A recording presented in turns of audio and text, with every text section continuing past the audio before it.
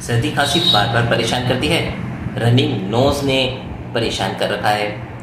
देखिए, थोड़ी सी एलर्जी हुई, थोड़े से डस्ट के कांटेक्ट में आए और आपको रनिंग नोज हो गया, आपको स्नीजिंग हो गई, कफ हो गया और हल्का सा बुखार भी आ गया। देखिए, ये समस्या से बहुत से लोग पीड़ित रहते हैं, बहुत से लोग इससे परेशान होते हैं। कुछ एलर्जी की वजह से, कुछ पोलर ग्लैंड की वजह से, कुछ स्मोकिंग की वजह से, कुछ डस्ट की वजह से और कुछ अन्य पॉल्यूशन के इंग्रेडिएंट्स होते हैं उन वजह से। और कहीं अपने वर्क प्लेस पर इतना धूला होता है, इतना पॉल्यूशन होता है कि उस वजह से शाम तक घर लौटते लौटते आपका रुमाल गीला हो जाता है।